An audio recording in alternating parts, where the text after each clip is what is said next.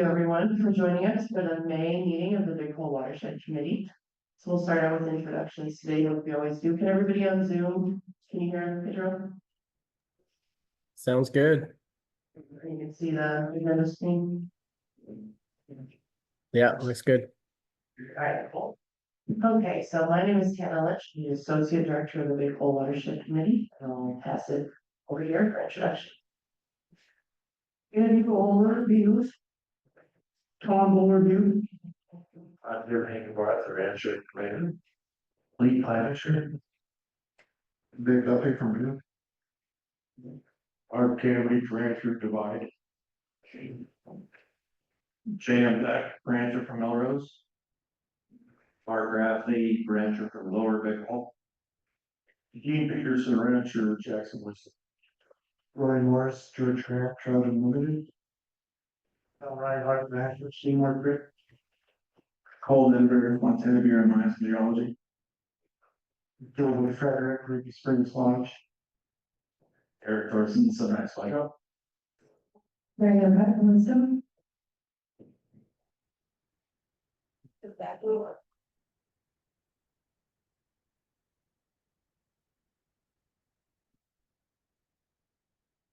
I'm Bravo.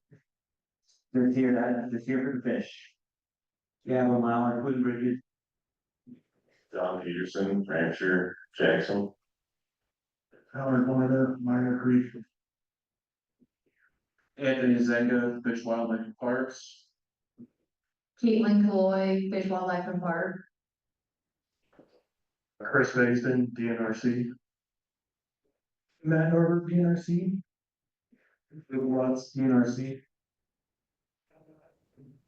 Greg Philman, White River.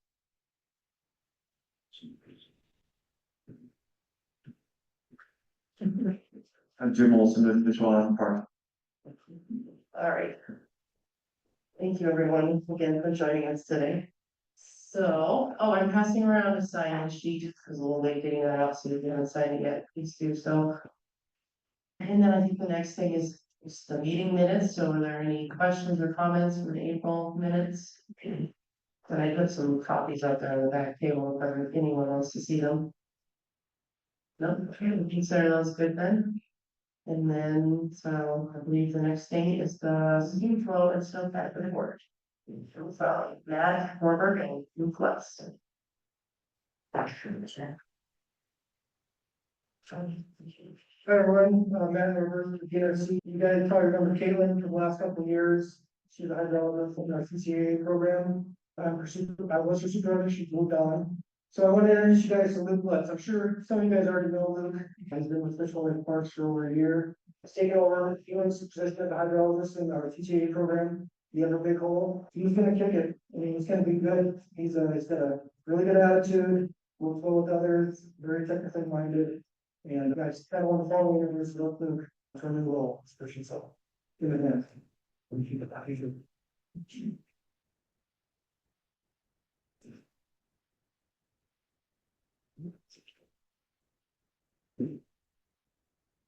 All right, Pedro, can you see the stream flow report? Not yet. Yeah, okay.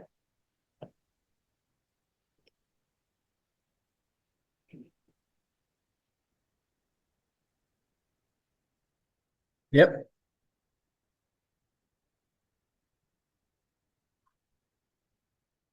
So as Matt said, Luke Lutz, most of you guys already know who I am, but I'll be taking over the hydrologist position for the CCA program. And here's the stream flow report for this month. So these are all the real-time sites in the big hole, mostly upper stuff, DNRC, stage, and north. That's all USGS gauges.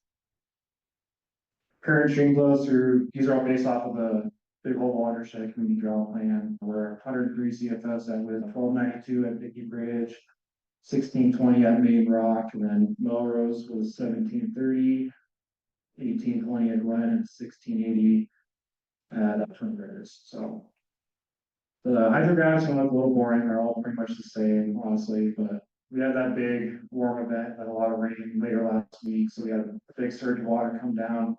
Now everything's starting to tail off again, so, like I said, this is Wisdom one.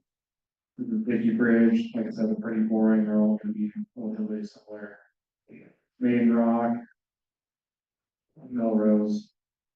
Glen. And then Hamilton Ditch near Twin Bridges, so.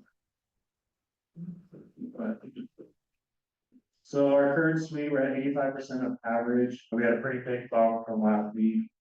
And most of that, you can see the Parker Lakes, Basic Creeks, no-till sites, 102 and 165. So pretty much that north side and the northeast side, it's kind of like bumped up our suite. Pretty much everything else in the Beaverheads and Pioneers kind of stayed the same. Lost a little bit in the Pioneers, and Dark Horse is still sitting at 86%. So. Well, I mentioned the peak of our suite this year was about 2 weeks earlier than normal, around the 5th of April, and usually see our peak suite around the 19th of April. The bottom left figure is Epsilon suite, that's the distribution of snow at different elevation bands.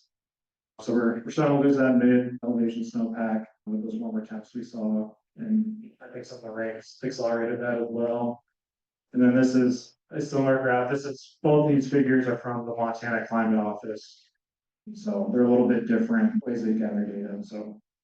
But pretty similar across the board, we saw a little bump like we did in the USDA, so. Precipitation, 91% of average. I just want to mention that the CCA program is going to be implementing their drought plan, or our drought plan again this year. Some of the implementation criteria I've listed here, less than 80% of average of sweet and precip, greater than average air temperature before May 1st, peak runoff starting before May 1st, and climate forecasts for the summer looking unfavorable. So we are going to implement these, and I'll kind of explain why and how we came to that decision and what that's going to look like for the CCA. It's really going to only affect section 1 probably of the Big Watershed Committee Drought Plan. So we make the decision on May 1st every year, and once we go into the drought plan, we're not going to come back out of it. It's either we are or we're not decided on May 1st as a CCA team. So on May 5th, we were at 75% of average before we got all that extra weather we did. The seasonal temperature and precipitation outlooks are not looking like they're going to improve or maintain any of the existing conditions that we have. Conditions during the summer and fall, so last year were not favorable. We didn't really have a good recharge, so it has permanent deficits going into this year. And the current conditions are pretty similar to 2021, which I'll dive into here a little bit. And last year, like I said, during the last meeting, was the first year we implemented our drought plan, and we saw a positive response from our articulating population that it did work. So we don't think we're going to hurt the population better in this cancer.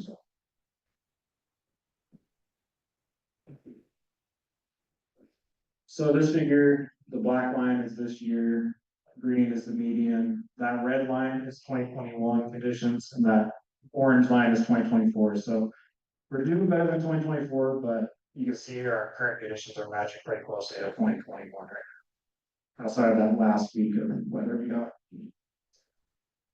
So what does this mean? So sections A through C have will be combined for a target flow of 60 CFS at Wisdom. The spring target is lowered from 160 to 60, and then after the spring target, it will maintain 60 at Wisdom for the rest of the year. Sections D and E will remain under normal flow target conditions. So this is the 30-day standardized precipitation index from Montana Climate Office. So we're looking at a little bit above average precipitation east of the Pioneers, slightly above in the valley here in the upper valley, pretty normal conditions in the southeast Pioneers or southwest Pendlers and the Beaverheads. This is the NOAA climate outlook. Our 2-week and seasonal temperature outlooks and precipitation outlooks look above average temps and below average precipitation. Enso neutral is favored through the summer and likely the fall of 2025, and there's a equal chance of this winter so far of maintaining ESO neutral or lighting again. And then this is, it's predicting that travel conditions will likely not improve, so.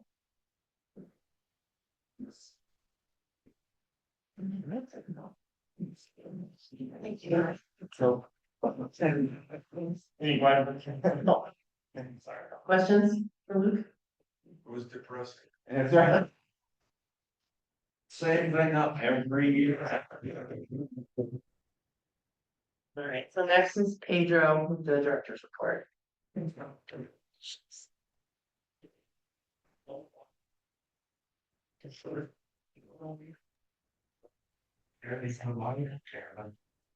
right. How's it going, everybody? I'll wait a little bit for Tana to get this up.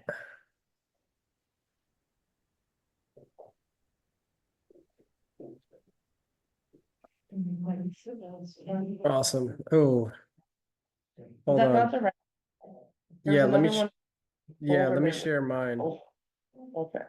Let me share my version, Tana, because I've got mine's updated. I saw there's a conflicting copy in there, but I couldn't get it to open. Yeah, no, it's okay, because is mine sharing? Yes, now it is. Okay, perfect. All right, we can do it. We can work with that. Okay. Well, everybody, I'm gonna start like I typically do. Oh, I wish I could get this, oh, there we go. Get me out of there. So I'll start kind of on the funding side of things. As everybody knows, the funding freeze kind of occupied a good part of the first quarter, trying to figure out how to get all this money unstuck. So we're still thawing out on the Forest Service partnership agreement for 2024. This was an agreement that put $500,000 in our agreement with the forest to move some substantial pieces of work forward on the Elkhorn project. The main chunk of that money was going to be, or is going to be, to restore structural stability to the mill building. It sounds like, I mean, I've been working this thing from every angle. I had folks in DC looking into this, and I've also now sent notice through the Wisdom District office to the regional office, well, to the forest, and hopefully that word is now getting into the regional office. I believe that is where the funds have sort of been stopped from flowing. I'm guessing it has to do with Forest Service funding, and they're being cautious about what's going to be around towards the end of the year. So not really sure where to go with that, other than keep poking along and poking people until they unleash the money. We have a little bit to work with to get at least to a final design on the mill building.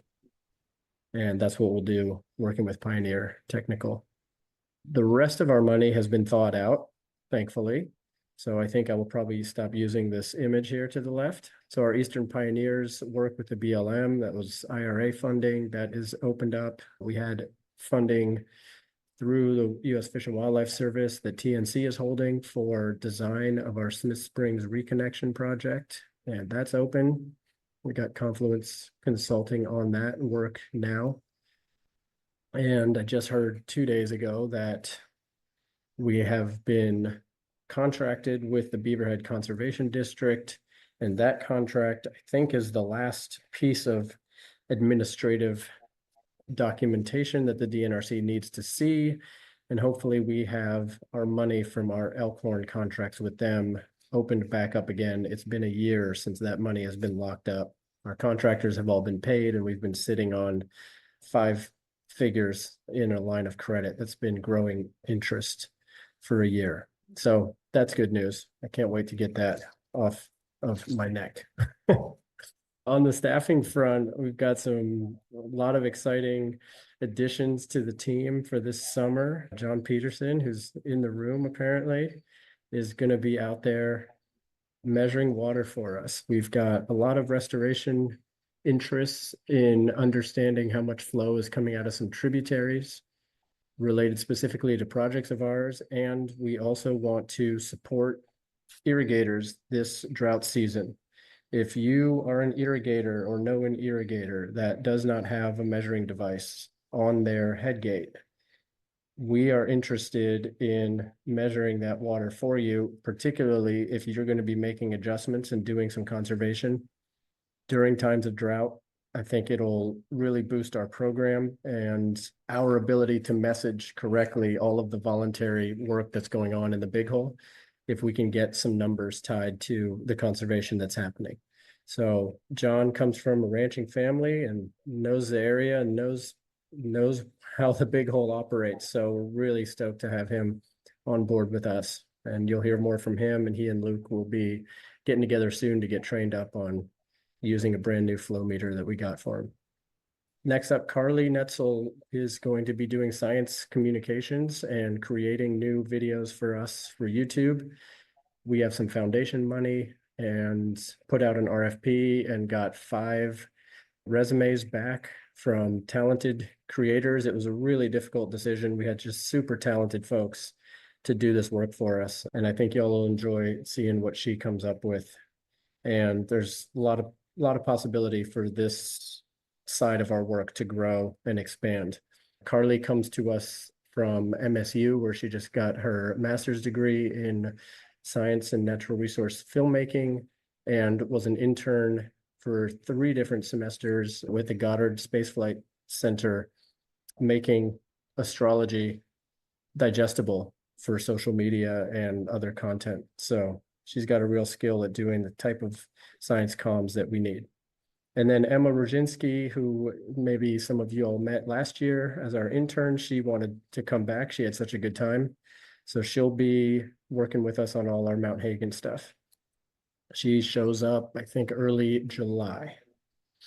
And then note on our board composition, as you all saw probably in the media, that the Big Hole River Foundation has folded. I discussed this with our governing board, made sure everybody was aware. We do have a board seat that was reserved and has been reserved for the Big Hole River Foundation since its inception. I had a good call with Brian Wheeler. He's moving on to Save Wild Trout and is going to continue the river monitoring that he's been doing for years. And that monitoring is going to expand to 5 rivers in the southwest of the state.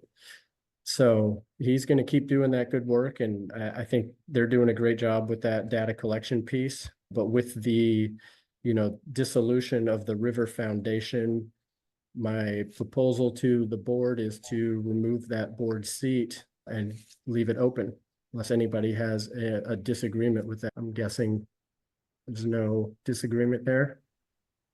Tan, I'm kind of looking at you. I'm not hearing any. Okay. Question, should it be left open or dissolved from habit? Yeah, I think the idea would just leave it open, there's no obligation to fill the seat. And Because we can go ahead, Tim. have up to 26 board members, so there just wouldn't be one. They only have one. Yeah. Okay. Good. Yeah. And just for the record, when you talk to other NGOs, when I tell them I have a board of 21 people, their jaws drop to the floor. Most boards are like 3 to 5 people. It's a good thing you all are amenable and easy to work with. Okay, so I think we'll move on there, and we'll just mark that seat as open, and there's more seats to fill for folks that want to join the governing board and fit with the mission and the way that we do our work.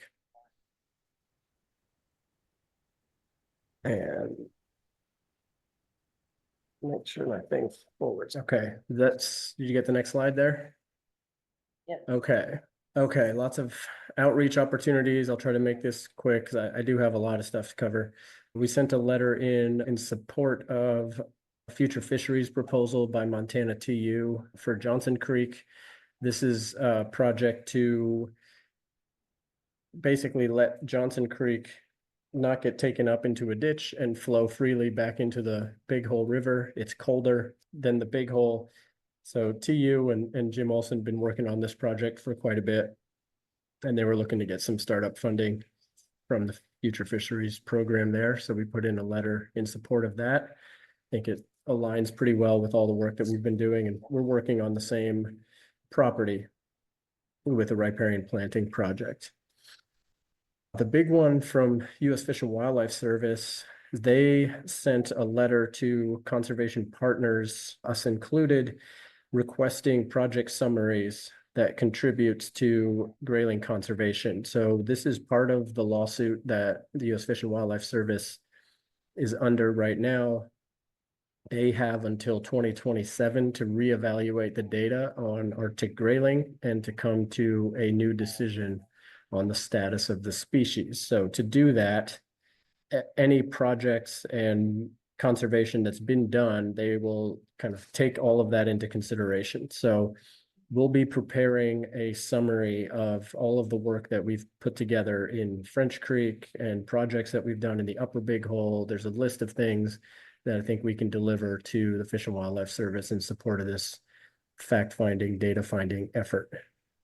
So you'll hear more about that, but we've got a deadline of September 6th to get all that together.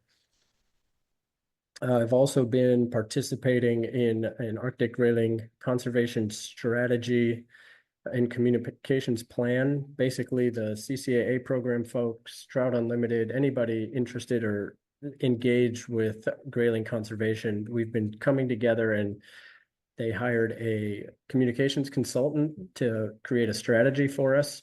Basically, the idea is we need to be doing a better job in coordinating the communications we do about all the great work that's happening. I'll show a little bit more of this in the next slide. I've been engaging weekly also with a group of landowner-led collaboratives in Montana and some out of Montana. There's just a lot of, with the shifting landscape, a lot of us are trying to figure out, how to keep our work funded and how to be communicating better with our elected representatives and keep showing the value in the type of work that we do and the conservation that we deliver. So that's been really engaging. It's a little bit of executive director therapy for me, just seeing other folks with the same struggles. And Tana's working on a little piece for Partnerscapes. That's the U.S. Fish and Wildlife Services newsletter. And another couple outlets we've got there for social media to get some of our work out there in the world. Most importantly is what Carly's going to be doing for us from now until the end of July, is putting together a series of films using existing footage. So she's just going into our Dropbox and making awesome things happen with existing stuff that, Tana and Ben and I have been sitting on for years and years and years and never really had the time or the know-how to make something excellent with it. So that is going to be really exciting. So keep your fingers glued to that social media button and all of that. And I'm talking specifically to John Reinhardt there, because I know he uses that stuff. Just...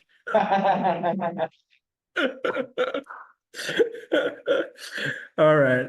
So on the grayling communication, this is a lot of words, but I wanted to give you all a sense. So everyone was given a survey, and this is kind of what came out of the survey. There was a lot of agreement and consensus from that survey about what our goals were and what we wanted to communicate.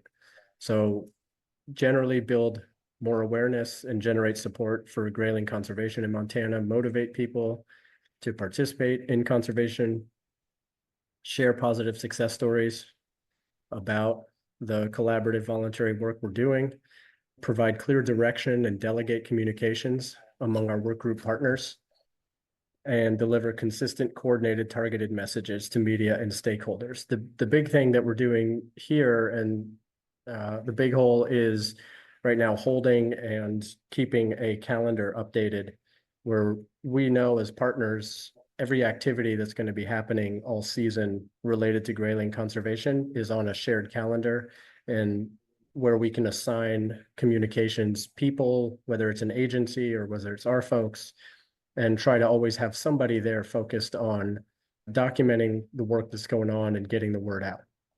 So I think that's going to be really, really great. It's a great direction that I think we're all taking collectively, just to put a focus on the fact that we need to be working together on the communication side of things, because we're all generally all scientists and like to do the science stuff. Our audiences, agricultural landowners, came up as the top audience for this work, decision makers at state and national levels, and then local citizens and leaders in Southwest Montana. Those came up as the folks we should be targeting with these messages. To the right here are just some of the messages that came out pretty clearly, and some of the language that hopefully you'll be seeing through all kinds of media outlets moving forward. You know, a couple that I'll just highlight here: that public land managers and private landowners are working hand in hand to help native fish and wildlife in Southwest Montana. It's working for species like the grayling. Healthy cows and native fish can go hand in hand. Voluntary conservation led by landowners is a win-win-win because it benefits people, wildlife, and local communities. Pitting people against fish through lawsuits is a lose-lose.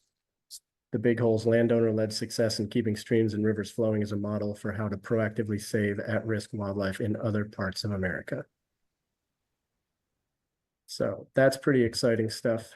I'll jump over now to a legislative roundup real quick. You know, first and foremost, I think Representative Ken Walsh did a bang-up job, particularly with these two bills, HB 855 and 932.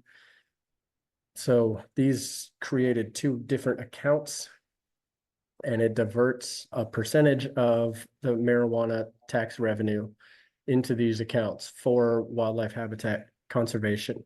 So basically every 2 years, the estimate is that there will be about $32 million distributed to, first one is a land and wildlife stewardship account. So this is not Habitat Montana, but it basically, if I understand it right, it kind of flows as if it were in Habitat Montana, but it's not Habitat Montana.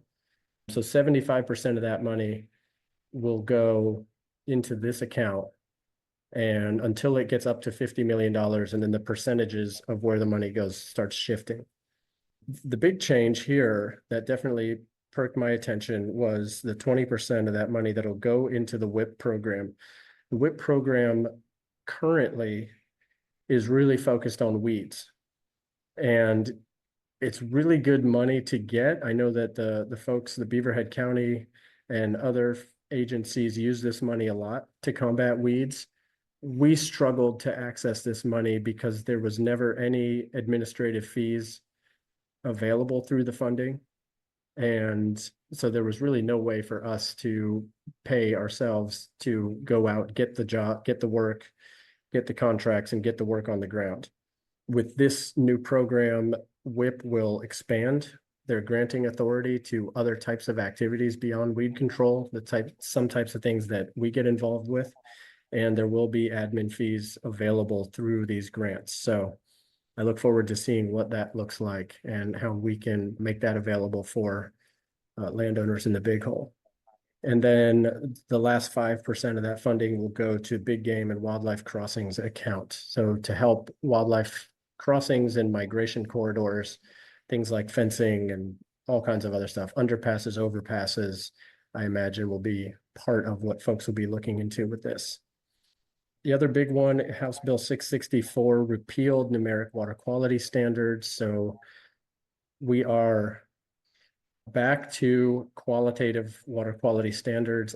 I don't quite, to be honest, have my head wrapped around how exactly that's going to happen. But just as a summary, I think one of the big deals about the numeric standards is they were looking pretty impossible for small rural communities that have wastewater treatment point sources that go back to the river. Those standards were getting really, really onerous and difficult to meet those standards out of those discharge points. And I think that was a big part of this push to get to numeric water quality standards. It pains me a little bit because 22 years ago, I spent 2 summers buzzing around the state collecting data that created the numeric water quality standards. So all that was for nothing, I guess. But whatever. We'll make it all work. This numeric standard versus qualitative standard is also the basis on which the DEQ denied the petition to list the big hole for nutrients. And that now is going to court. The water keepers have sued the DEQ. We'll see where that goes. I'll keep tabs on that and let you all know. And then lastly, all exempt well bills failed this year. Okay, jumping over to restoration projects. There's been some new stuff added to the map. I kind of keep going back to this same map every time, but I'll just sort of summarize the next things coming up. On the Elkhorn Preserve, I've got a landowner agreement drafted and just waiting to hear back from the landowner there. The agreement basically outlines the fencing that will be installed and riparian revegetation that we're going to do along that entire stretch of the old Zucker property north of or west of the Wise River along the Big Hole. It's about 3 miles of riparian frontage with the Big Hole that we'll be replanting with riparian species to try to get some shade on the river. Pete Campisher's riparian project construction bids are due May 31st. I know we've got at least a couple contractors looking at it. So that'll be exciting to get kicked off. That project won't happen until mid-August. California Creek Designs, that's up in the Mount Hagen Wildlife Management Area. We've got 2 alternatives to evaluate. I have my head set on which alternative I'd like to see. So we're talking to NRDP about that, trying to get that put into the budget. As soon as we have that, we can get that work out to bid for summer construction. In the East Pioneers, we've got a lot of conifer encroachment to cut on BLM and on forest. I'll show you a map in the next slide, what that looks like. And we've got 5-star forestry coming out July 1st, and they'll pretty much be in the Eastern Pioneers thawing away until they're finished. And Caitlin Killoy also reached out. She's got 2 stock tanks to get put in the Big Hole and is looking for some support to come up with the remaining funds to get those funded. There have been some cuts through NRCS that she was counting on. So you'll be hearing more about that too. Just getting some final details together on those 2 projects, find out exactly what we're short funding wise, and then we'll start reaching out and trying to get that privately funded so we can get some water to some cows. Okay, I think I got one more slide left. Yeah, this is just another one. I showed this last month, but just wanted to add that. So the map on the right shows in the dark red is the Forest Service cuts and the BLM cuts right next door. So this is what 5-star forestry is going to be going after. In total, it's about, it's about almost 1,400 acres. And we're going to be adding a couple more of these riparian units that are on the left, 513 and 519. We're going to thin those riparian units out. And then we're talking to the private landowners on Cherry Creek and just next to Lost Creek about getting some of those units cut also. So pretty landscape scale conifer encroachment work going on there. Pretty excited about. That does it for me. If anyone has any questions.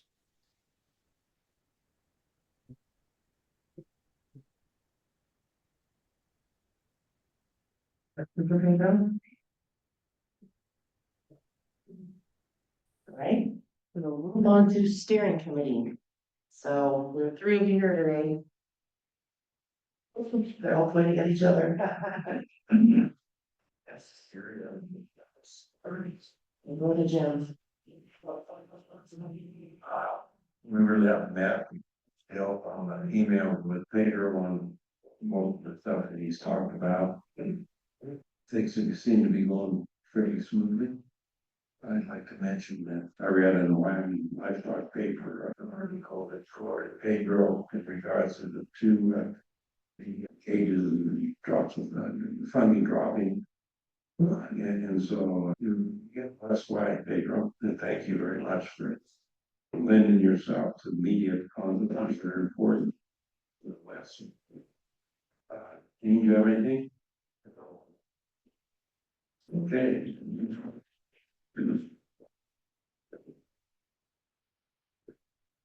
Roy, do you have anything? All right. Next. Is the wildlife and columns. Like that.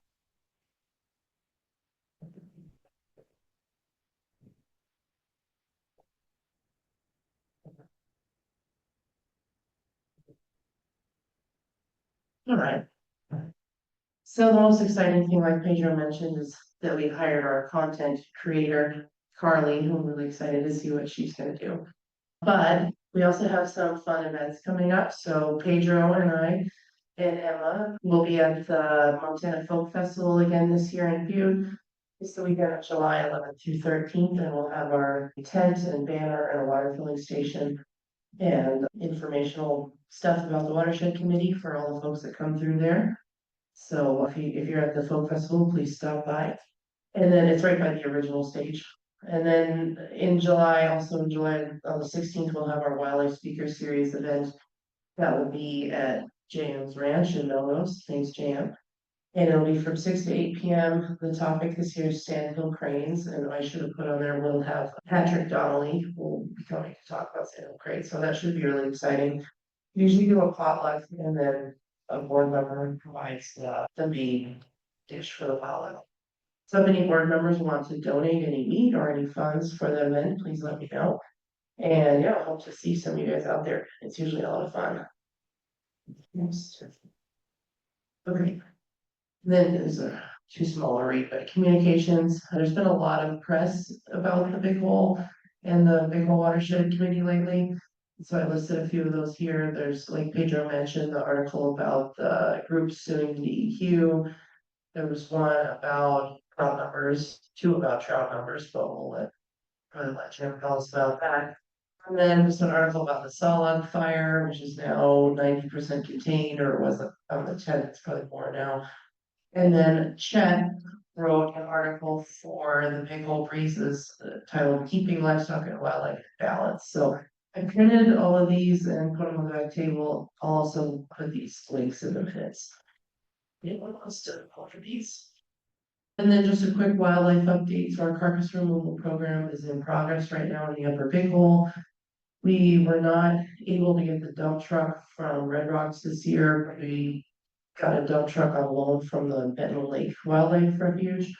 But it's not a dump truck, so it's not ideal, but we're making it work. And then the Range Rider program will be starting up again here in July 1st. We're getting ready for that. We secured a grant through the America the Beautiful Challenge. It's administered through the Heart of the Rockies initiative, and that'll be for $194,000 over 3 years for our wildlife programs.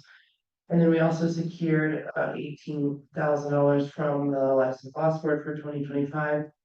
And the proposal for the 2026 Livestock Loss Board is in progress, but we'll request a little bit less since we got that America the Beautiful funding. So, and then we are in the process of trying to find Chet and four-wheeler before the season starts up. So yeah, that's all I've got for wildlife right now. Does anybody have any questions or anything to add?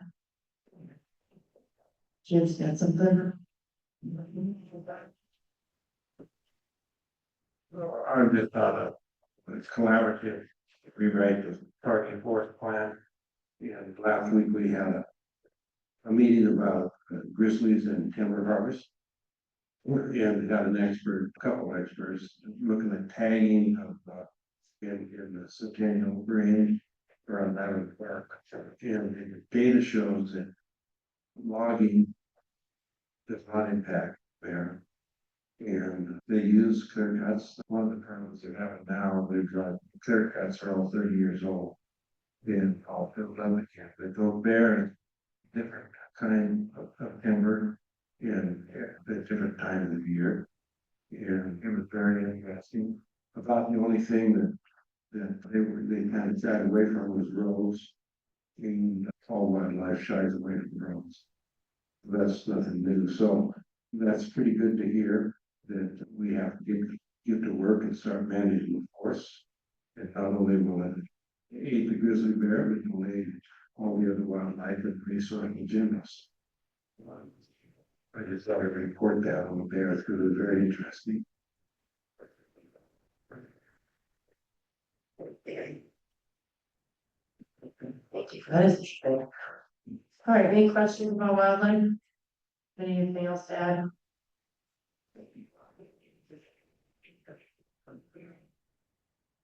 So on the communication front, I have been interviewed twice, like 60 minutes.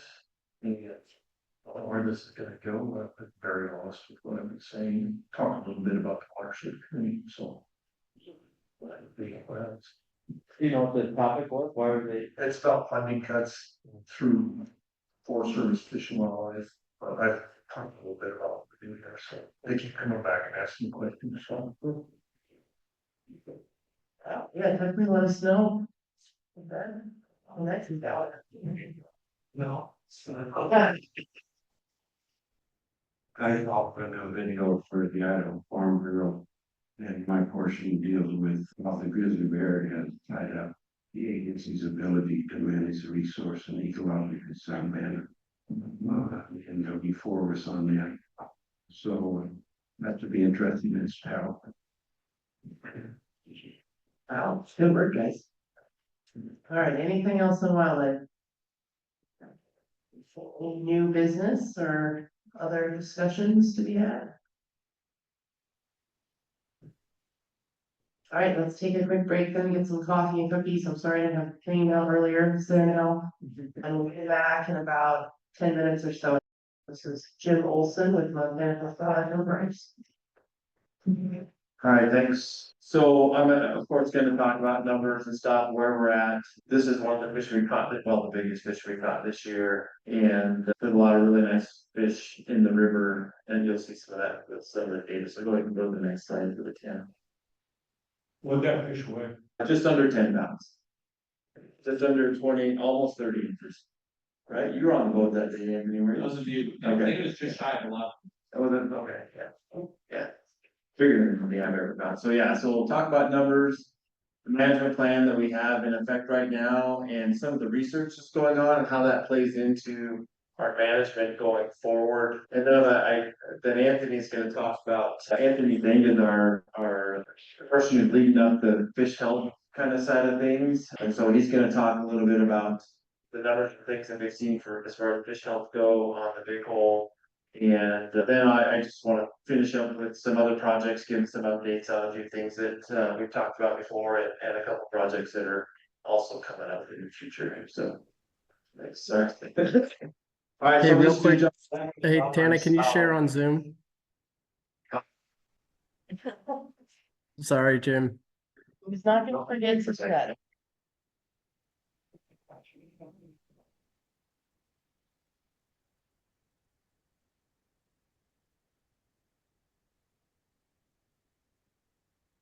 All right, you seeing that, Pedro?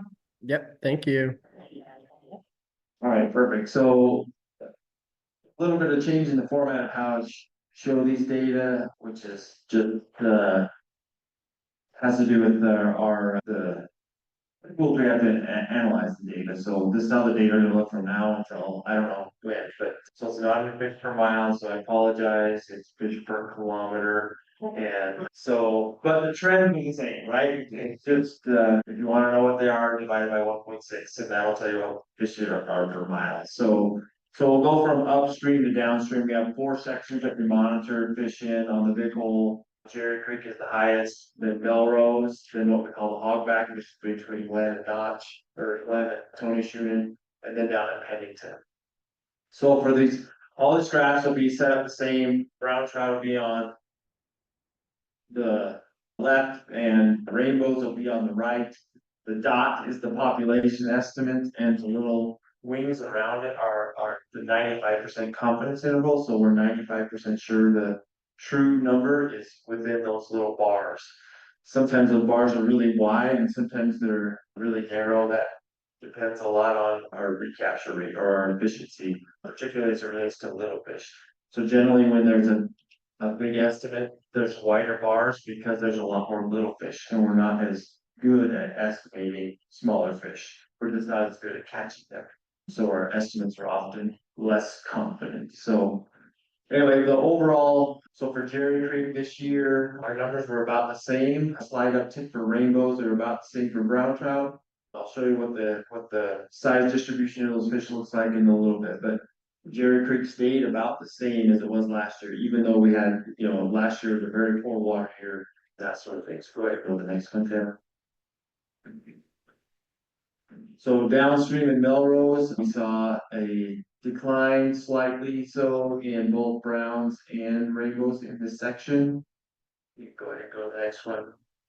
And then farther down, similar sort of thing for browns, a slight decline in total numbers. And I'm sorry, this is hard to see, but actually rainbows are up a little bit in that section. Then go ahead and go to the next one. And then farther down in Pennington, we don't have as much data from that. We started that section in 2009. So we just don't have the long-term data set that we do. And that area has remained relatively stable through time.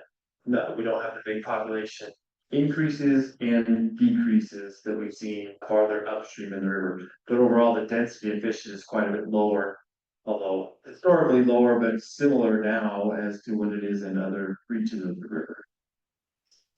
All right, go ahead and go to the next one. So there's a graph of the length frequency of the fish in each of these sections. So that is the number of fish that are a specific length. So each one of those bars represents a 1-inch group.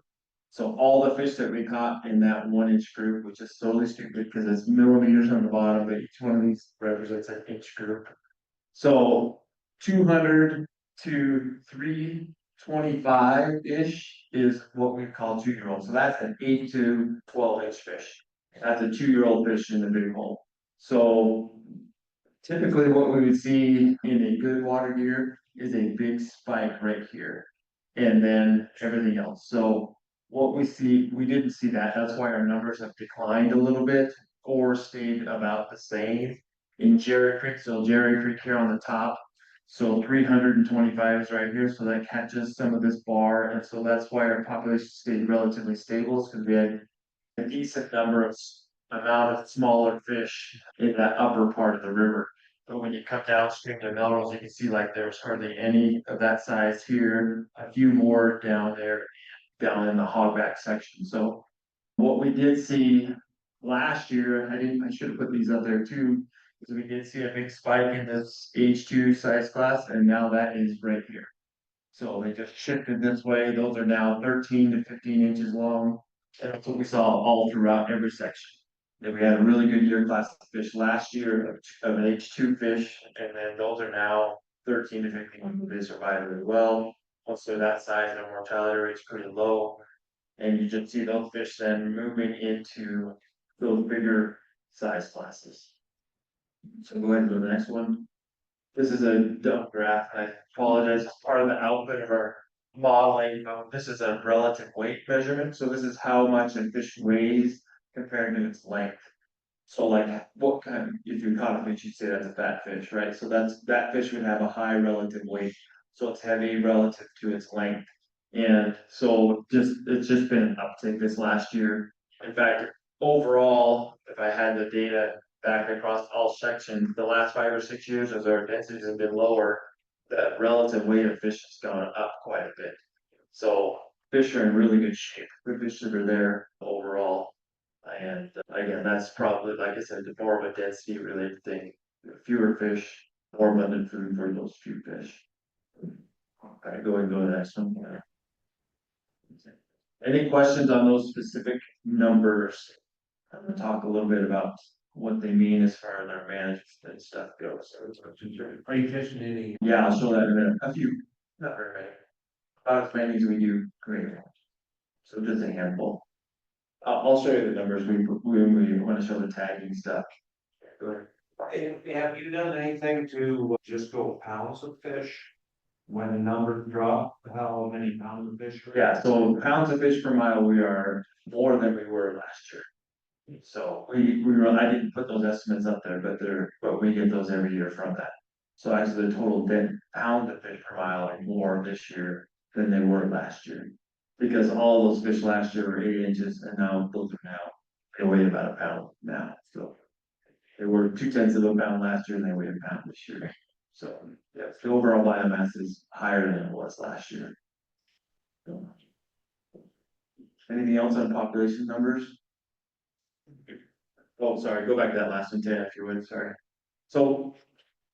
We have a part of our statewide fish management plan, Matt and I both we both did management specific plans to our rivers. And we divided the big hole into 3 different sections, and the upper section, so obviously from the headwaters down to Dickey Bridge, the management goal for that reach is to manage for Arctic grayling. So our management approach for that is to focus on management decisions and regulations that benefit Arctic grayling. That's why there's a 5 fish limit for brown trout up there still. There's no size limit on the browns. You can keep up with that section. The lower 2 sections, so from Dickey Bridge to Browns Bridge is what we call section 2. We monitor that section. We have 2 monitoring sections in that, but our management decisions are based primarily off of the Melrose section data, and then the lower section from Browns Bridge to the confluence with the Beaverhead, section 3, we use the data from the Hogback section to indicate what sort of management action we should be taking based on the fish numbers in that section. And of course, we have the other section down below Pennington as well. Go ahead and go to the next one now, Pam. I've shown this several times, so hopefully this is getting to be somewhat familiar to folks that the way this management plan is set up right now is that we would adjust fishing regulations based on population objectives. So each color represents a division based on the percentile. So this would be the red or the 5th percentile, so only 5% of the time do we ever see population numbers in that sort of range.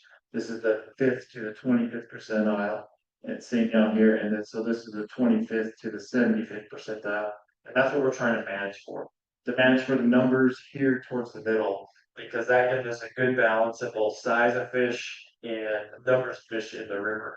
When we get too high, we get into some density dependent sort of things where the condition of the fish, which I should have pointed that out on that other slide, when our numbers were really high in 2011, 12, in that sort of era, the condition of the fish went way down. And so that's maybe too many fish in the river for the amount of food that's there, and we need to reduce the numbers of fish in order to increase the growth. And of course, if we're down lower, we are below where we want to be, below the carrying capacity of the river. And so we're trying to have regulations in place to increase the numbers of fish to get us more to the rate. So currently we've been in the red for a long time. We're still in the red for this Melrose section, and so we'll see these same regulations that are currently in place continue. And so that includes catch and release for all trout and well, not all, for brown and rainbows and fall spawning closure. So go ahead and go to the next one if you would, Hannah. Same setup here, but these are the hogback data. Oh, I should have mentioned too, this is not just brown trout, this is browns and rainbows added together. And we're in the yellow area for that lower part of the river. And so what that would mean is the next regulation cycle, which is next winter, we would propose to go to, according to how this is set up, to go to a 1 fish limit in that section, but we would still have a spawning closure in place. So that's how that's set up. That's fine, you can go to the next slide, thank you. So right now, like I said, our management decisions based on the population numbers are focused almost entirely on regulations. Because that's one thing that we can control, right? We can set regulations, but it kind of has this idea or philosophy behind it that regulations are what's driving the fish, right? So if we change regulations, it's gonna fix things, right? And we know that that's really not the case.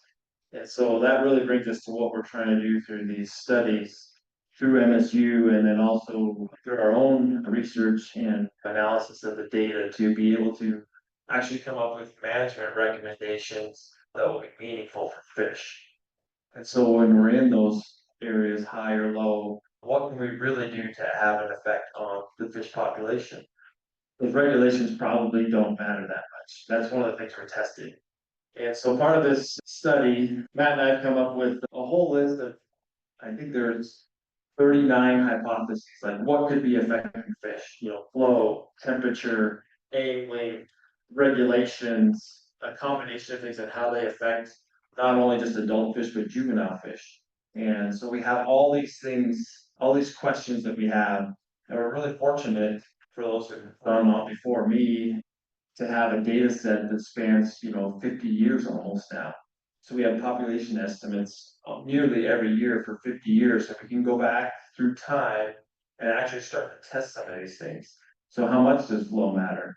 How much do regulations matter? If we have different regulations through time, we can throw them into this model and be able to say, well, it had this much effect on the fish population through time. And part of, we still have some holes in there that we don't know to be able to complete our model. And that's what this MSU study, these MSU studies are doing, is coming up with numbers for us to feed into that model. And then the hope is that from that model, we'll be able to say not only, or when we're in the red or the yellow areas, it won't be just regulation options. We're going to have other options there for management to help us to get to where we need to be. In other words, so if we reconnect Johnson Creek, like the project that Pedro talked about, we would expect there to be this much effect on temperature. And if there's this much effect on temperature, how much is that going to affect the fish? Those are the things we're going to have in there in our toolbox going forward to help us really know what matters most for fish. What can we really do about it? So we're not just changing, if regulations matter, then we'll stick with the management plan we have now to change regulations to hopefully affect the fishery gets back in the green as quick as we can. There's lots of people, if I go talk to somebody, they say, it's because the ranchers are taking all the water, that's why there's no fish. And I go talk to the ranchers and say, that's because the fishermen are getting all their limbs off, that's why there's no fish, So you get it from both ends of, things. And so what really matters? And that's the real cool part about this research is having that long of a data set and having all these data also, because the Bickle is the most, has the best flow and temperature data of any river in Montana too, going back historically. And so we're able to go back and look and see how much temperature really matters, how much flow matters, how much water do we need for fish. And so anyway, it's really, really fascinating. It's gonna be cool stuff when we get these numbers that we've run the model, our first run for Melrose, and so we have like some preliminary information. It's fascinating to see kind of what matters to fish. And so, but going forward, with the studies that MSU is doing, they're going to help feed information into this model and also give us information that we had no idea about before, particularly like the juvenile study and how important the tributaries and stuff are to the main stem river as far as a source of fish coming into them. All right, you want to go ahead and go to the next one? So part of the study for the adult fish mortality includes tagging, fish tagging. That's how we're coming up with mortality estimates, catch and release estimates, and estimates of mortality related to catch and release. And I don't have the data. The bio or the graduate students in MSU have those. And we just barely gave them our annual data. So I just wanted to show you what we basically kind of gave those guys as far as like what we got back for fish. So in 2024, these are the total numbers you were asking about cutthroat. So, we caught in 2025, we caught 2,400 browns and we caught 80 cutthroat. So like that's kind of what's out there. Now, when we look at a cutthroat, we don't just say if it has slashes, we're calling this rainbows. Like if it looks like a rainbow, like a cross, a cut bow, we call it a rainbow. So anyway, in 2024, we tagged just under 3,000 fish. We tagged a lot more fish this year, even though our estimates were lower. That's again related to our efficiency. We're not as efficient at catching 10-inch fish. We are very efficient at catching 14-inch fish. So all these 10-inch fish became 14-inch fish, which then we could tag. So we put a lot more tags out this year. The cool part is like how many fish we got back. So you can see these are the percentage of tagged fish that we got back over the previous year. So, anywhere from, 20 to, it's in that 20-ish% range all across all of our sections, which is actually pretty good. We figure we handle about 40% of the fish that are actually in the river when we do our electric fishing. So to get 20% back from year to year is pretty good. So we have some good data, I guess is what I'm trying to say on this. And just as a reminder that those tagged fish are still out there. So we tagged a bunch this year. So if you're fishing, take a look. I know they're really hard to see, and we have no solution for that because the tags get all covered in algae. But yeah, hopefully you're looking. We caught one Monday, so they're out there for sure. Caught 3 this year so far. So, but of course I'm looking really close. So while you're out there fishing, just look for them. They're right behind the dorsal fin. Right now, it looks like they'll be completely covered in algae. And well, they clip them off. So most fishermen have some sort of clipper for their lines. You just clip that tag off and have a phone number on it if you want to call it in. Or at every fishing access site or all the fly shops around, they all have information in there you can just scan a QR and then it has any questions or something, you turn the tag in to fill out. It takes about a minute to do if you catch tag fish. So that information is super valuable. That's how we're coming up with these estimates. So I know it's kind of a pain in the butt to try to do and sometimes it's hard to remember, but we need good information to make good decisions. So I appreciate everybody's help in getting these tag fish and taking the time to pull them out and turn them in. All right, go to the next one. So that might be. And I always put these up too. We do biannual estimates, and during COVID, there's a huge spike in people going out fishing, and then of course 2021 was a drought closure year, so the river was closed for a good portion of the year, and numbers declined. I don't have the 2023 numbers yet, so you can go next one. I showed this at Trout Unlimited, and I wanted to show it to you guys too. Like I said, the big hole it's really kind of cool because I don't know this for sure, but it certainly has one of the longest continuous periods of any river for flow. So back to the early 20s, we have flow data from the big hole at Melrose. The thing I wanted to point out is that, so this is the average flow. So every month you get an average flow, you average all those 12 months, and that's what this graph is showing. So this is the Dust Bowl. So from the late 20s to the early 30s, right? That's when all the people left Montana because they couldn't make a living because it was too dry. Too much dry in too many consecutive years to make a living.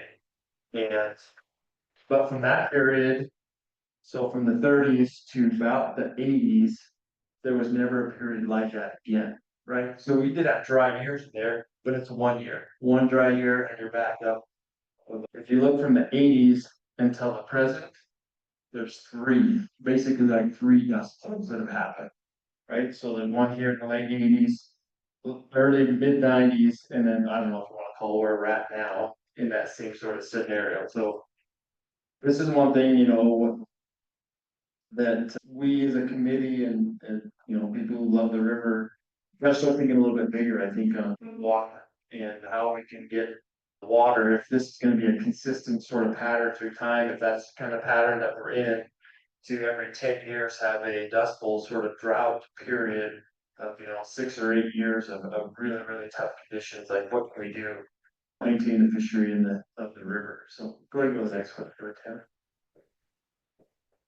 So this is that same flow information laid over the top of our population data. So flow on this side and number of fish per mile, and that's for the Melrose section. And the thing I want to point out, and the thing that's kind of brought all this attention to the big hole, is like every time there's a peak in flow, there's a peak in fish afterwards. If you see that, like peak there's a peak here, there's a peak here, there's a peak here, a little peak here, a peak here, and there's a peak here. And then also making these peaks more currently in flow, and the population's doing the opposite thing. It's declining. And that's been the big concern for Matt and I that we've seen in the Beaverhead, the Big Hole, and the Ruby, is we've had decent water, not currently, obviously, But during this decline, we've had decent water years. So what the heck's going on? Why are we having fewer fish when we've got good water? And so that's what really spurred a lot of this research that's going on to help us better understand what's going on with the fish.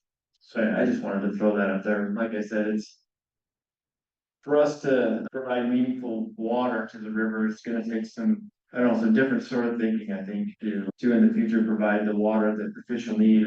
And that's the cool thing about this research is too, is it's gonna tell like how much water do we need and how often do we need it to maintain the fishery where we want it to be.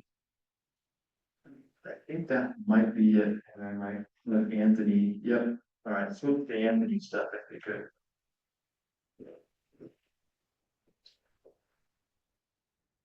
Or do you want, is there any questions about big stuff? Yeah, go ahead. Did you get any results from all the fish you sent to the lab? Did you get any indication of? You wanna talk about that?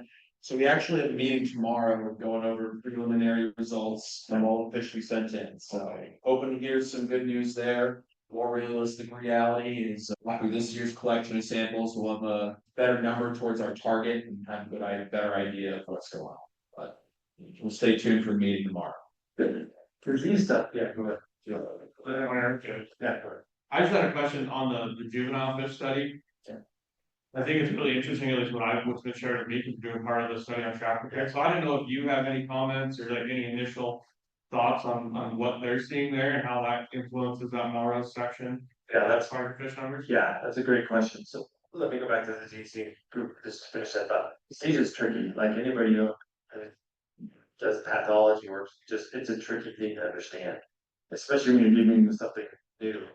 And like, or if there is something new, well, it's certainly something new. We've never seen those head lesions on fish before. So it's something that like figuring out what that is and what's going on with it is really tricky. And as far as the juvenile fish goes, there's definitely something going on because when you go back through this modeling stuff that we're doing right now with the river, there's often not enough 2-year-olds to explain the number of 3-year-olds we get. So they're coming from somewhere else. So we're not catching them in the river as 2-year-olds, but then also we have a whole bunch of 3-year-olds that work there as 2-year-olds. So fish are coming from somewhere else. So yeah. So we just don't understand that dynamic very well. Like, where are they coming from? Are they just moving from a different section of the river, or are they coming out of Trapper Creek, out of Cherry Creek, and some of these other tributaries? You know, as smaller fish, and then they grow really good once they hit the river. So yeah, it's really gonna be interesting. They're doing that all through the bones, the ear bones of the fish. They're able to tell where they came from, particularly like in Trapper Creek, and because they have a very different geology than the rest of the river does. They really stand out. It's really easy to tell fish from Trapper or Cherry, that kind of country. So yeah. Is there any data that shows that the October to April type of closure works? Yeah, that's a good, well, not, I guess the short answer is not yet. Because in order to tell that, you have to wait for 3 years, right? So for those fish to lay those eggs, and the regulation's been in place for 4 years, help me out, is that 4? So, okay, yeah, so the first time that we have those regulations in place, we're gonna see those fish this coming spring. Do you know if it's, I mean, I've fished a lot of great rivers around the west, and obviously there's trout streams all over the western US. I've never seen this type of closure help the trout population. Has it been done in other places before that, you know? We used to, almost every place in Montana used to have a fishing season, which was pretty well lined up with the fishing culture, but I don't know that, but that doesn't mean I looked at that either, that closely, so. You kind of mentioned, I think a couple times you said that maybe regulations don't matter or don't help. Don't matter as much, yeah. Yeah, so why are we doing this? Because right now, that's our best management tool. Okay. I'm not telling you it's the best management tool that there is. And if regulations don't matter, then we're gonna be focused on what matters. And yeah, we know that water matters. We just have very little control over how much snow we get. And precipitation, we know that's gonna be the most important thing. We already know that that is. But what other sorts of things can we do in addition to that? And it'd be really difficult to tell, at least now, because we don't have enough data to show whether that fall closure is having any sort of influence. We're trying to be as cautious as we can, given the tools that we have to help the fish. For the last 10, 20 years, let's say 20 years, has the water quality been, I mean, is it the same as it was 20 years ago? The water, the minerals and the phosphorus and the nitrogen, all of that stay the same? And also what's living else in the river, has that changed at all? What other things are living there? And what greeneries in the river? Right. That's a good question. We don't collect those data. We don't do that ourselves. Like DEQ does all that work, and then the Big Old River Foundation has done that more recently. But as far as like going back 20 years, those data are pretty tough. I can say something about the bugs. We did repeat a study that was done in the 60s on bugs, focused primarily like from Glen up to this way, and the bugs tell us that the water quality is better than it was then. So more diversity of bugs, more bugs that are less of the bugs that are pollution tolerant, so mayflies, stoneflies, those sorts of things, caddisflies, there are more of those. Same sort of thing, like the Big Old River Foundation is collecting bugs way more intensively than it has ever been done, but the data set just doesn't go back that far. So really good data like right now on what's going on, but back, I don't know, we just don't have the information. I can add to that a little bit and say that any sick fish that we take samples from, we're also testing for any water contaminants as well. Cool. Alright. Wait, Jim, Cool. on that slide that showed all the tagged fish, were those all in the big hole? That was just the big one. Yep.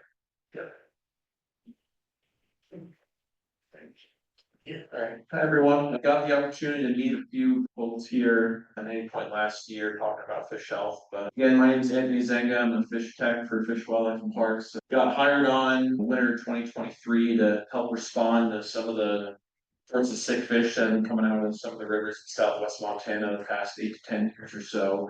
And I thought it'd be a good idea to kind of do a quick summary of some of the fish health work that was done last year. We'll be continuing moving forward and a bit of a sneak peek of what we're seeing here this year in 2025. And that kind of comes in 4 major components. That'd be documenting disease prevalence during our long-term monitoring that's occurring in the spring on all the rivers, doing some targeted fish health sampling and aimed at developing a baseline for fish health on the rivers, as well as trying to get our hands on some more of these clinical specimens. Then the 6 fish reports that we get from the public. And then lastly, some additional fish health floats on different stretches of the river that we usually sample in to, again, get a better idea of prevalence and to get our hands on more fish.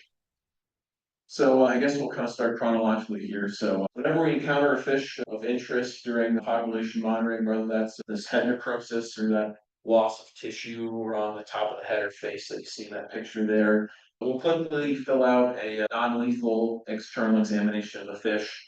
In addition to if it does display any symptoms of that head necrosis or fungal infection, that's saprolegnia, kind of documenting a bit more in detail the severity of those infections.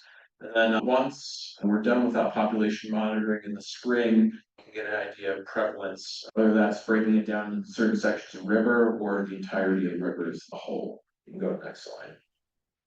So this is kind of a wonky table, a bunch of numbers here. But essentially, we have the number of brown trout in that LL column there, rainbow trout in that RB column there, and broken down into each of our sections on the Big Hole River, and then by each individual trip. So whether we're on a marking run or a recap run.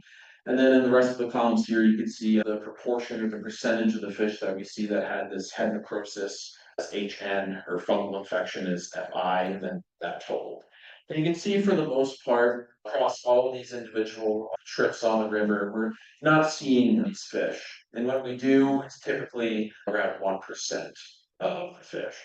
And then if you extrapolate this, so combine all these fish into, like Jim just had that on the table earlier, last year we tagged about just shy of 3,000 fish. We saw 27 diseased fish out of those, just shy of 3,000. So that's 0.9% of the fish that we're seeing display any of these infections.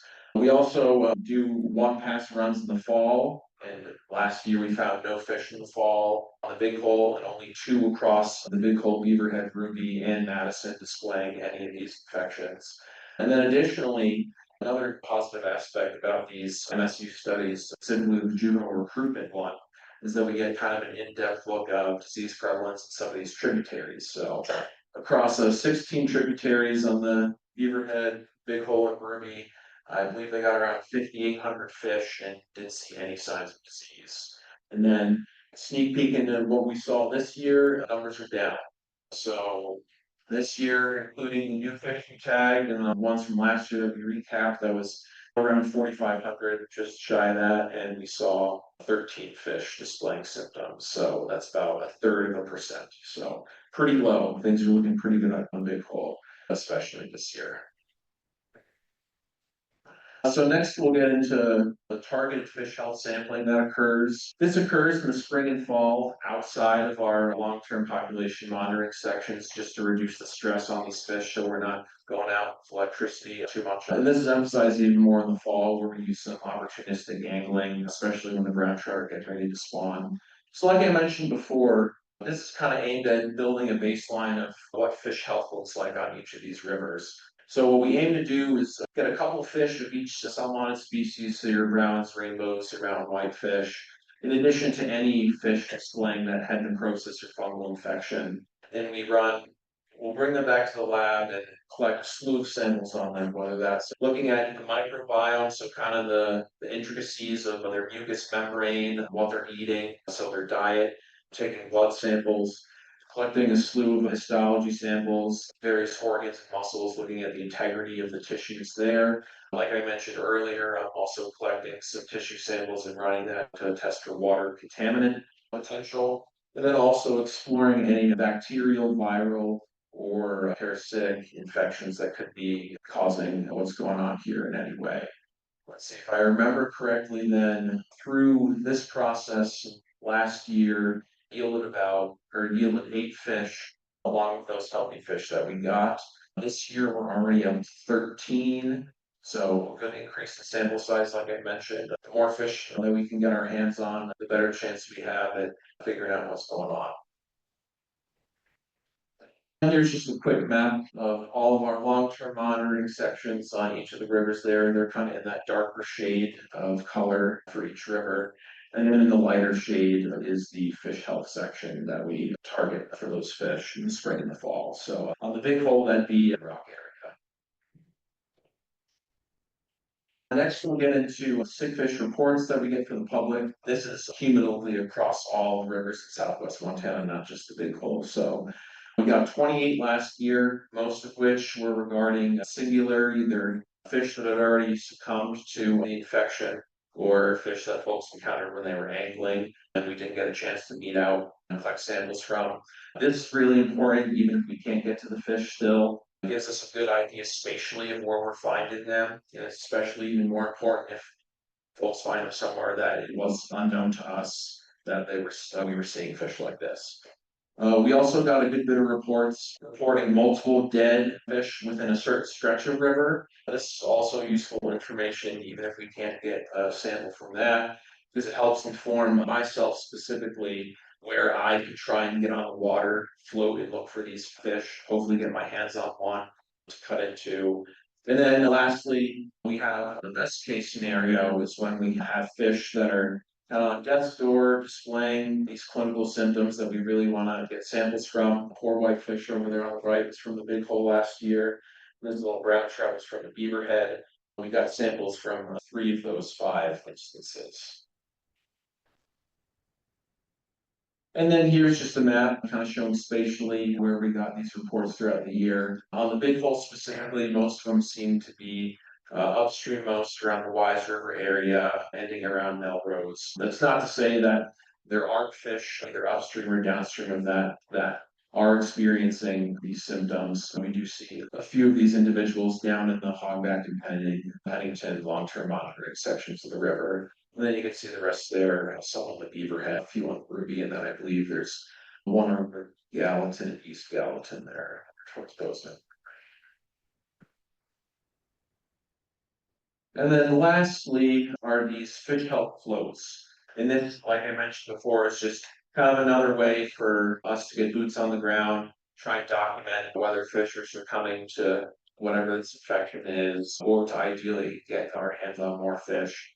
And these are occurring in these designated fish health sections that we shock and angle for in the spring and fall. So these began bi-weekly, the last week of July last year, and kind of ramped things up in mid-October as the brown trout were getting ready to spawn, just to make sure that we catch any potential fungal outbreaks that these fish might be susceptible to once they're wrapped up spawning.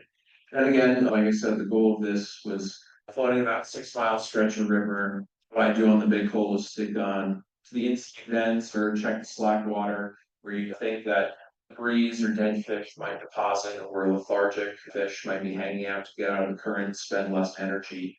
And we did get some high quality samples from these efforts as well. Like I mentioned before, this is also where those reports of multiple dead fish in a river were useful, so I can get on the water. During those times, or what I often did as well during the hoot owl closures last year, is to just get on the river when folks aren't going to be fishing, because we won't have folks with their eyes open that looking for fish because they can't. And I believe, that's fine. And I believe this is my last slide then. So this is just showing these floats on the Big Hole River. My section that I floated was this section down here in blue, just putting in a BLM maiden rock, taking out at Salmon Fly there in Melrose.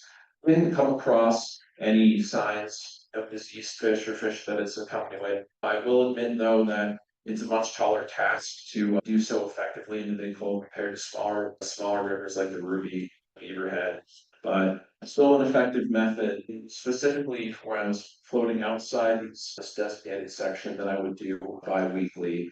I did encounter some fish that we would like to get our hands on, but those fish still fight to the very end. They're still hard to catch. So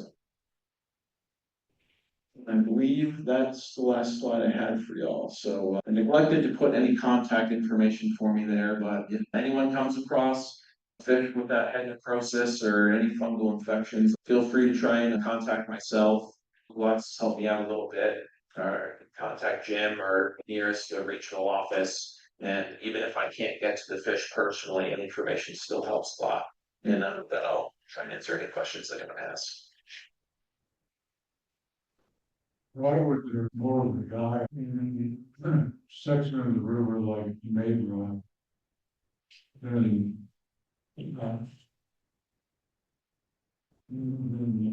Then say Jerry Creek or so those sections, again, I might not have integrated enough. We're just chosen because we do run through and shock fish in the spring looking for diseased fish.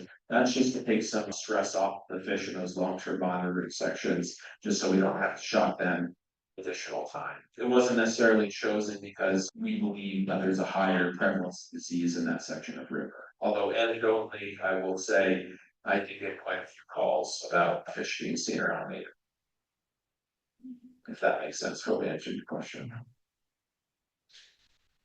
what is behind the guy in the Mayfly section and an increase in Jerry Creek section? The lower numbers of trout in that section in Maiden Rock, and then the slight increase in Cherry Creek, is that what you're getting at? I guess that might be a better question for other scenarios, but I'm just off the top of my head. Those are two very healthy sections of river. Why you be started? Okay, so maybe. Okay. All right, John. It might have a better idea. Yeah, and like you're right, like flows and temperatures are buffered right in that Jerry Creek section and not so much at Melrose. So why we saw, yeah, that's a good question. I don't have a good answer, particularly why we saw, but other than we saw a lot more juvenile fish at Jerry Creek than we did at Melrose. That's what fueled the population difference. We saw fish a lot more fish that were 8 to 12 inches in Jerry Creek than we did anywhere else in the river. So something's going on recruitment wise, where those fish are coming from, if they're coming out of the Wise River, where they're coming from, we don't really know. All we know is that there were more of those fish in that part of the river this last year than there were in any other part of the river. That's why numbers stayed stable in that section. It's because I mean, still below average for that size, that age class of fish. But that's why they stayed that way. I have no idea if that's related to disease. No idea.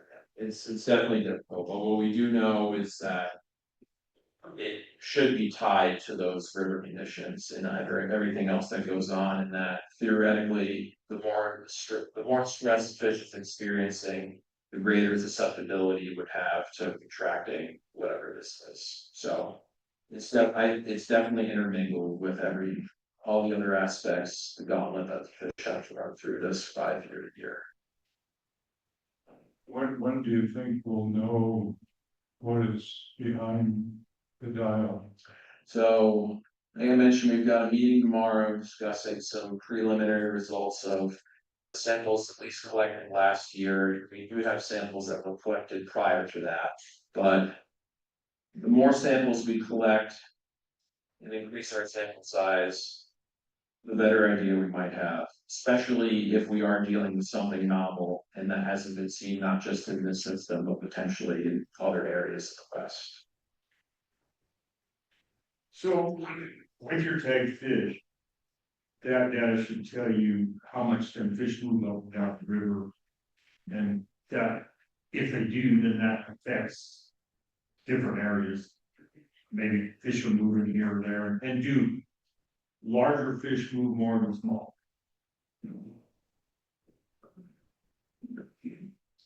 For us to get movement data, it's all gotta come from fishermen. Well, not all. We caught one fish we tagged in Pennington that we caught in Hogback, like 4 days later. Like it went from, it's not a long way, but 15 miles, it swam upstream. In a matter of a few days. So we only sample those limited sections. So to get movement data, and we're just sampling it from one year to the next, who knows where that fish went during that year, he comes back the same, right, to Melrose. And he, spends the summer up at Wisdom, we don't know that. We know some fish do that from the tagging study we did previous. But yeah, and I don't remember there being a I don't remember. Looking back, we don't know yet from the data we have now. We haven't looked at it that way. It's just, we've only had it for a month too, but yeah, I don't know, if a bigger fish is more apt to move or not. We had one fish I know before that we tagged in Melrose, somebody caught in the North Fork. That was a big fish. That was a 23-inch brown, I think, so, yeah. Some there's questions on Zoom. Okay. Yeah, I'll read it to you. Okay. So what data have you collected? What data have you collected over the last 2 years on the September 30th to March 31st closure on the big hole? So we probably answered that. We don't have anything specific data that we collect other than our population estimates, which we don't know for 3 years afterwards, any sort of response in the fish, so. Okay. How's the data been collected during the brown trout spawn? And what has FWP been doing during the fishing closure period to monitor fish health? Anthony, answer that first. Yeah, so last year I ended up floating the rivers about the week before Thanksgiving, checking up on those same sections. So that one there on the big hole, Bathing Rock down to Melrose. And like I mentioned before, change those from bi-weekly to weekly flows just to give a bit more of a buffer in case any fungal outbreak takes place during that time. So, and the answer would be if myself or didn't come across any fish, or if folks aren't seeing fish that are dying, then we didn't collect any samples. I will note on the Beaverhead this year, we did see some fish going through that, and I did float through and collect samples on those fish just to make sure that we weren't dealing with anything more than your typical septic infections after that stressful time for the brown trout. That occurred early December of last year. We do red counts too in the fall, and those aren't long-term data, we just started to do those more recently, and during those red counts, we just do them at Melrose in the sloop, or what do you call the side channel over there, sloop channel, but anyway.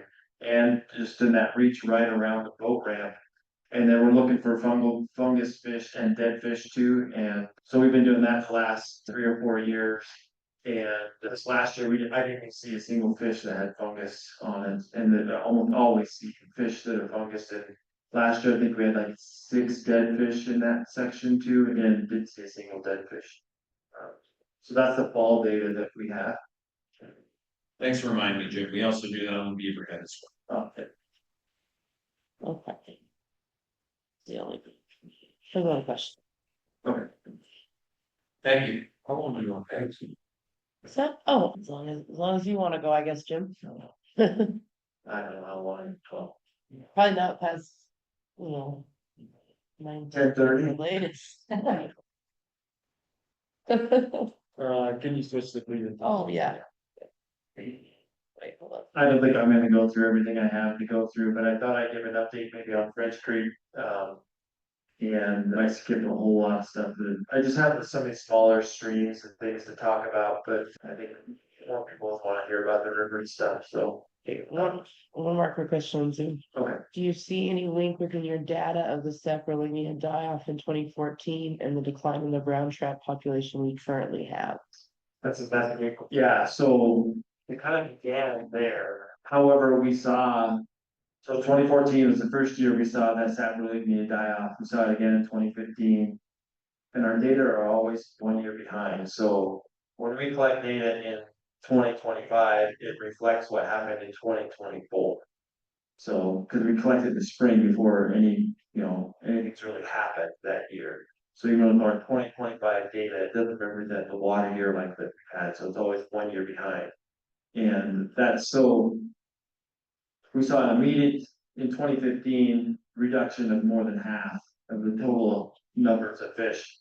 But then in 2016, then it rebounded about, quite a bit. And then, but then from then on, it's been a precipitous decline. So it may have something to do that in the sense of our adult mortality went really high, that reduced the number of spawning fish that are available.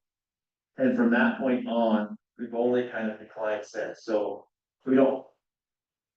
it's possible that has something to do with it. So that initial really heavy hit on our adult fish may have reduced the amount of potential recruitment that we've had that we haven't been able to recover from since too. It's a possibility. It's one of those things that has been brought up as well. And one of the things we're looking at as far as that our management stuff goes. The disease prevalence will be included in modeling that's happening. That's right. Long-term data as well as the MSU, which covers. Yeah, the disease modeling stuff is part of this. So, all right, go ahead and go to the next one.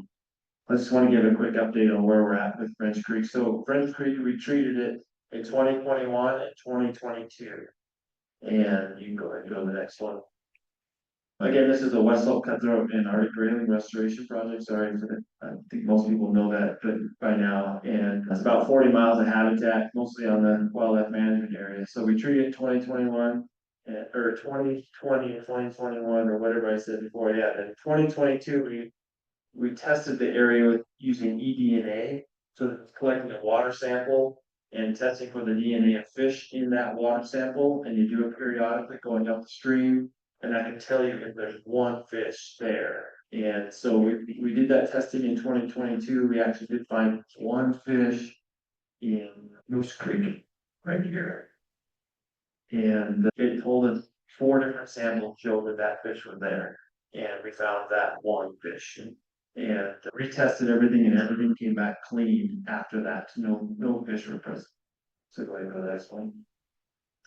So we started restocking in 2022 in the tributaries primarily, and in 2023 restocking the whole watershed. So this is grayling or cutthroat numbers that we've stocked on this side, and then grayling numbers that we've stocked on this side. In 2023, like I said, that's when we really started stocking the whole watershed. And we did some, about 3,000 H1 fish, which are about 7 inches long, and we tried to stock those near access points, bridges, that sort of thing.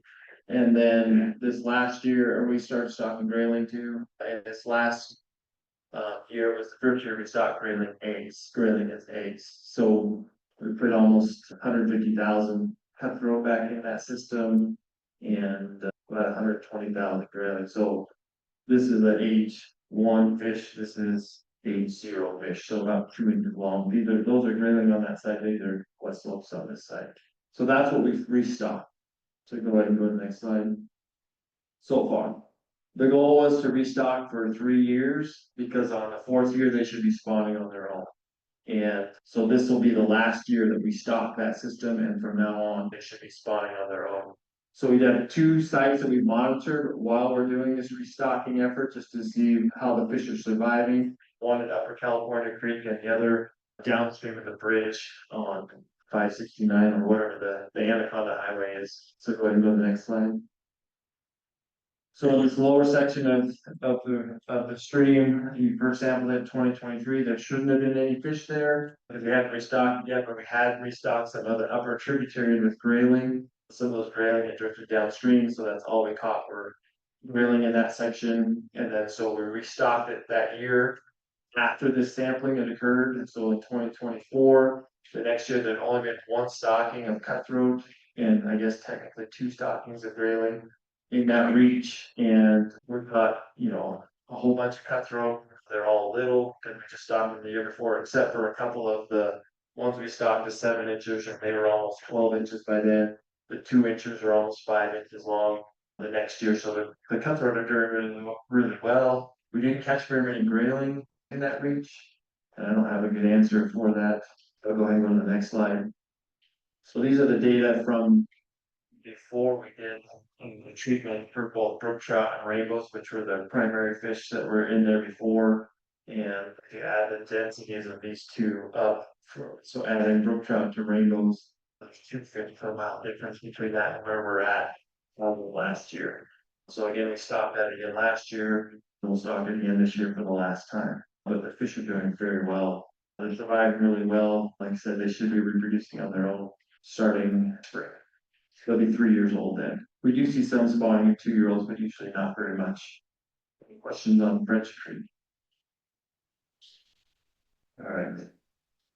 Oh, yeah, sorry. In the upper part of the watershed, similar sort of thing, but this has been stocked for 2 years prior, so over 1,000 fish per mile. And that section, like I said, naturally in 2 years of being in a stream, the fish went from 2 inches to as big as 8 inches up there. So they're growing and doing very well in that system so far. And we did catch a grayling up in there too. All right, I think that's all. I think I'm really bored enough. I don't think I'm gonna talk about this stuff, so maybe I'll just say skip until stop. I just want, this is our cutthroat plan that this is what guides where we go to do cutthroat projects. That's based primarily on where we have cutthroat left. And so we're focused on those areas where we have cutthroat left, which brings me to, if you want to skip to the very end, just so folks are aware, you can, go back one slide. We did a project in Bryant Creek. And I don't know if people are familiar with this, there's the Calvert mine up in Bryant Creek. It's an open pit tungsten, I believe. Anybody's miner, I believe it was a tungsten mine, but the rock that it's in is non-sulfur bearing, so the water is good. And so we stocked fish, and I didn't know how they do, I had no idea. There are bugs in there, there's amphibians in there, and Gary Burnell from Anaconda called me last week and said I went up there. There's ice that was like 6 feet off of the edge, and he saw like 14-inch cutthroat swimming by the edge. So anyway, that's kind of cool. So put a place on your, if you want to go up and try to catch some fish. There's not very many fish. We didn't stock it very heavy, but there are fish in the mine pit, which is kind of cool if you're from Butte anyway. That happens. All right, you can plow through the rest of it. So we did a project in Bryant Creek. We're doing a project in Duke Creek. So go back one.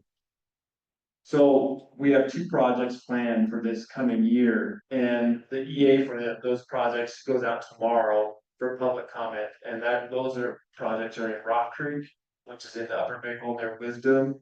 There's an existing cutthroat population in that stream at the very headwaters. There's maybe 100 fish, 100 cutthroat left. And so fish barrier is going in, that's the one Pedro showed on Rock Creek on his stuff, on the BLM, and then we'll remove brook trout upstream of that barrier, that's the plan, according to the EA. And then use those 100 fish or so that are left to repopulate that stream. And the second project is on Trapper Creek. Similar sort of situation where there's an existing population, that little green line right there, it's Sappington Creek, like non-hybridized cutthroat in Trapper. Historically, those have been all by themselves, there's been no other fish up there. 2 years ago, I found brook trout in there, and so built a fish barrier last fall on Trapper Creek on the National Forest, and is about the fish removal part of that. Which would include Trapper Lake. There's public meetings for both of these projects on the 9th in Wisdom and on the 10th in Wise River. Like I said, that EA goes out tomorrow, I believe, so. Just for something to be on your radar. And I think, is there something else? Oh, I'm not gonna mention our project, Jim, when people are ready to go home. We're gonna talk about it another time. We have a project with Jim and Big Silver Bow up on Divide Creek. It's really a big passage in the reservoir. It's part of Buttes water system, so the fish that get into the reservoir get back up the creek to be able to spawn. They can't do that now. If they go into the reservoir, there's no way for them to go back upstream. And yeah, that's it. I think that's all I want to say because people probably want to go home. So, all right, any questions on that or any cutthroat stuff in general? Do you expect these public meetings to be, I mean, do you expect anybody to have any opposition or? Yeah, Yes? I'm sure. Okay. I mean, that's, yeah. You always do, don't you? Oh, yeah. Oh, okay. Yeah. It's a hard thing I mean, don't fish either, so. But it's a hard thing to understand that, well, I mean, mostly from the, you know.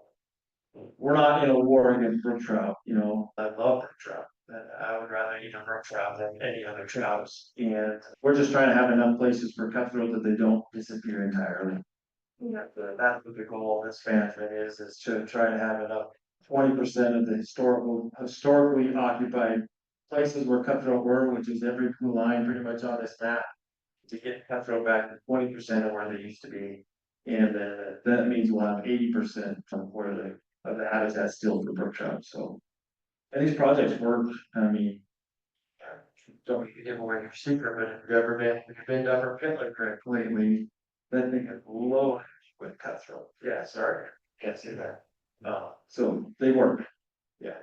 So, like on the Rockbridge project, you go in there, catch some of the existing or as many of the existing cutthroats as you can, remove the brook trout. Yeah. And then once you're clean, go back.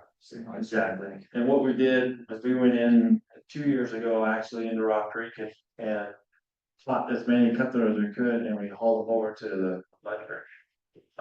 And there's still quite a bit of cutthroat left in there. And we'll do the same, we'll repeat that same thing, except for we probably will haul them over there. We'll just move them up into a tributary where there's no fish, do the treatment, and then just let them right back go into the creek. And then the idea would be to take these fish from Mud Creek and bring them back. There's a fish list for each of that. But Mud Creek, I think, didn't have any fish in it at all. How long does it take to remove like the brook trout from that stream then once you? It'll take us like 2 consecutive years. So we'll do it. It takes us about a week to do the actual treatment. And then we'll come back and repeat it again the next year. And then we'll eDNA test it to make sure that we removed all the non-native fish. Perfect. Any other questions? Yeah. Random, but when you're routing on the fish, do you take them all out of the river and put them somewhere else? Like, do you take them to dump or? No, we leave them like, Okay. yep, yeah, so, yeah, it helps to stimulate bugs to regrow. Rotenon's also hard on bug, anything that breathes with gills, it's pretty tough on, and it helps the bugs come back, and within 2 weeks, they're gone, they're completely decomposed. It doesn't take very long. And, yeah, we also neutralized the road known to the fish barrier, so nothing downstream of that, of the end of our project area is affected. We're able to neutralize that with, passing from management, so any fish downstream or anything else downstream, there's no worries about. Good. All right, thanks.